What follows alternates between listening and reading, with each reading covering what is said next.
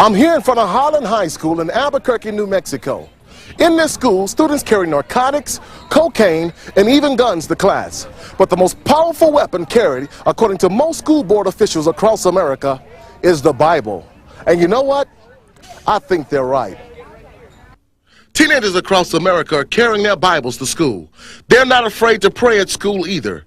Thousands of students from all over this country recently met at their school flagpoles, offering their petitions for revival. School officials are finding it increasingly difficult to keep church and state separate with zealous students like James Rodas. James Rodas last year was a player. He was so mean to everybody, and he was like flirting with everybody. And this year he carries his Bible, he preaches. I'm excited, man, because I think one of the funnest parts is watching my friends. You know, when they see me and they see me carrying my Bible, and they're like, well, what you doing, James? Damn, I'm a Christian now, man. Yeah. They said, no, you're not. And, you know, they are surprised. But when they see the sincerity about it, they're like, oh, and they see who I used to be, they're like, wow. You know, and a lot of my friends are like, well, yeah, I'll go to church with you and this and that. And I know that through my life, because God doesn't make nobodies, you know what I'm saying? I am somebody in Jesus. And I know through my life, I'm going to do something great at this school and in this city. Some public officials are more than a little upset at the new surge of teenage evangelists crusading the hallways and classrooms of America's schools.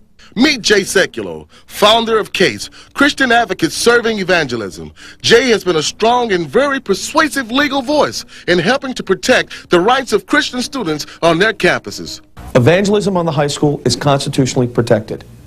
However, I will tell you that there's probably no area of the law that is fought as strongly as student evangelism on campus. Now, that's because the enemy knows how effective Christian students praying, preaching, sharing their faith on campus, how effective that is. The enemy knows how effective that is. But students, in an orderly, organized fashion, have the right to share their faith on campus with their friends, with other students, so long as they're not disruptive. And it's a sad day. It would be a sad day if students had to check their Christianity at the door to the schoolhouse, and they don't have to. On June the 4th, 1990, the Supreme Court of the United States, in a landmark decision, held that Bible clubs and prayer groups can meet on the campuses of high schools across America. The students here at Holland High School are taking that very, very seriously. Our vision is to take our school for Jesus Christ. And you know what? Denise Garan is president of DOC, that is Disciples of Christ.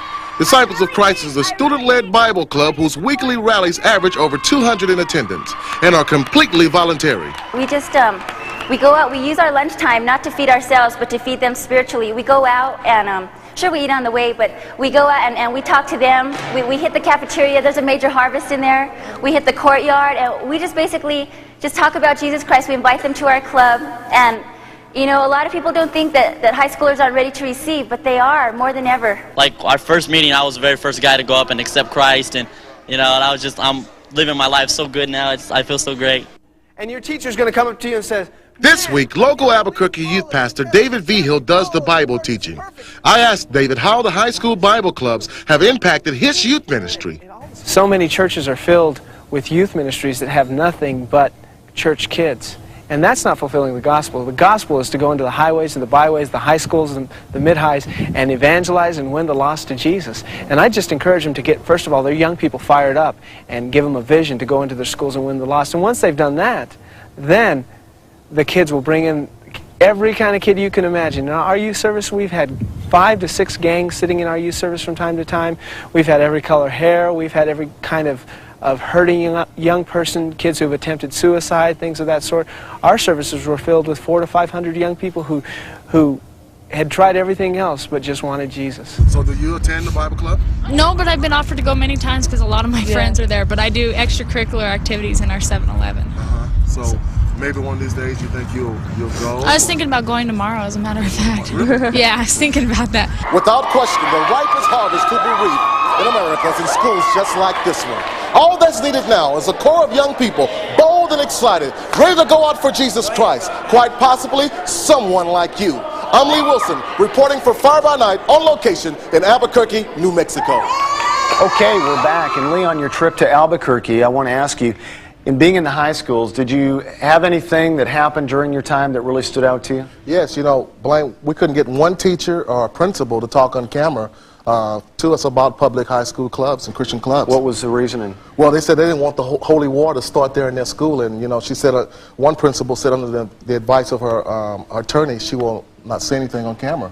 Well, I think obviously the holy war has begun, and Christians are winning. You know, it was exciting. I'll tell you what, Blaine, we had one club there that had over 200 kids coming out every week to their club, carrying Bibles, man, casting out devils in the school. I mean, they're radical, turning their school around for Jesus. Now, you didn't talk to the principals on camera, but what behind the scenes, what were the teachers and the principals, those in authority, saying about Christian clubs? They for it, against it, neutral? Well, overall, everyone was for it. You know, everybody's saying, yes, I think it's good. We've seen changes. We've seen gang members change. We've seen kids that are in the occult change. We've seen people that never lived for Jesus, living for Jesus. Now, overall, they like it, but they don't want to be on camera saying, yes, I like Bible clubs. Well, you know what? Not everyone likes Christians and Christian clubs. Not all the high schools are that way for it. In fact, there's one young man that we're going to talk to on part 2 of this program.